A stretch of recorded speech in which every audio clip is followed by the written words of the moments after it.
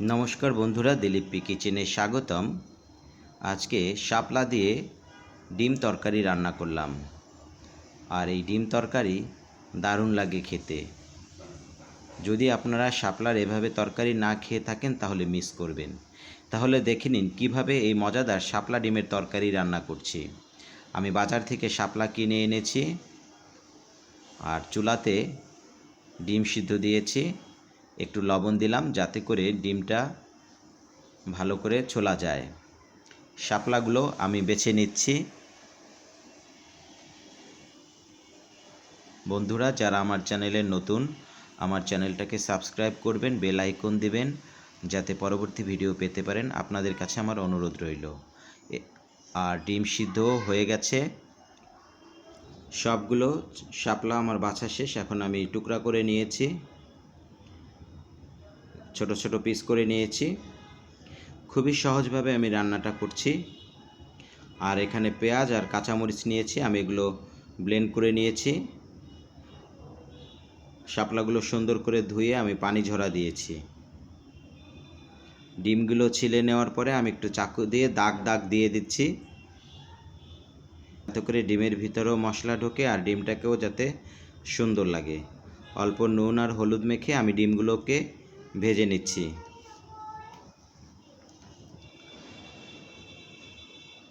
কড়াই তেল দিয়েছি, গরম হয়েছে, আমি ডিমগুলো হালকা করে ভেজে নিচ্ছি। বন্ধুরা, ডিম সবসময় হালকা করে ভেজে নিতে হয়। বেশি ভাজলে আবার ভালো লাগে না, তখন আবার প্লাস্টিক মনে হয়। এজন্য হালকা করে ভেজে নিতে হয় ডিমটাকে। তো নেড়ে চেড়ে দিয়ে আমি ভালো করে ডিমটাকে ভেজে নিয়েছি হালকা করে।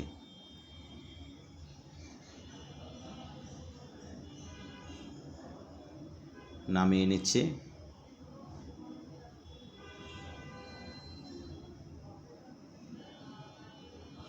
এখন ওই তেলের পার আমি জিরা দিলাম, আস্ত জিরা।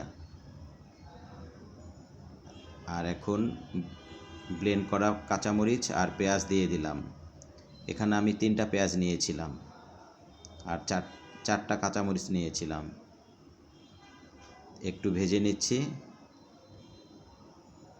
দেখুন অনেকগুলো তেল ছিল, বাট পেঁয়াজ তেলটাকে চুষে নিয়েছে।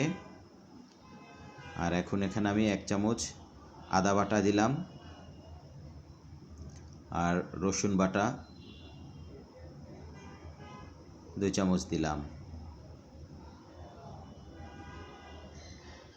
একটু নেড়ে চেড়ে দিচ্ছি যাতে মশলাটা পুড়ে না যায়।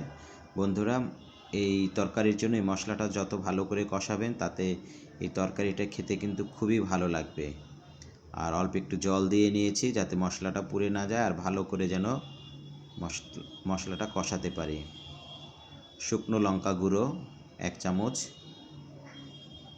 হলুদ 1 চামচ আর ধনিয়ার গুঁড়ো 1 চামচ, লবণ আপনারা স্বাদ অনুযায়ী লবণ দিবেন। এখন খুব ভালো করে মশলাটাকে কষাতে হবে।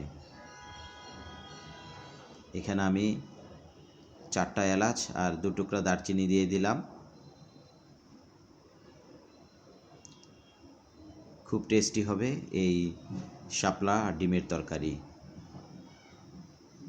ডিমগুলো প্রথমে দিয়ে দিলাম। মশলাটা কষানো হয়ে গেছে, দেখতেই পাচ্ছেন তেল ছেড়ে দিয়েছে মশলা থেকে, তেল উপরে উঠে এসেছে। আর এই সময় আমি ডিমগুলো সব দিয়ে দিয়েছি।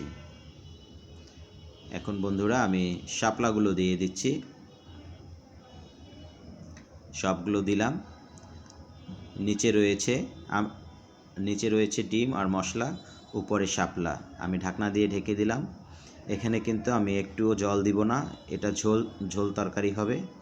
শাপলা থেকে যে পানিটা উঠছে দেখুন, আপনারা দেখতেই পাচ্ছেন, এটাই ঝোলের কাজ করবে, আমাকে এক্সট্রা কোনো পানি দিতে হবে না। এখন আমি ঢাকনাটা নামিয়ে নিলাম,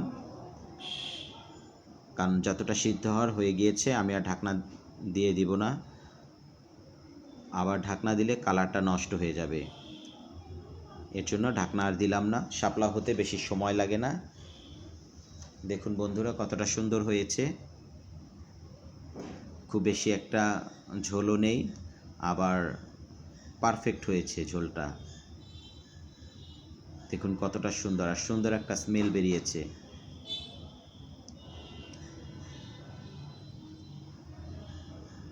আমার তরকারিটা হয়ে গেছে বন্ধুরা, আমি এখন নামিয়ে নিব।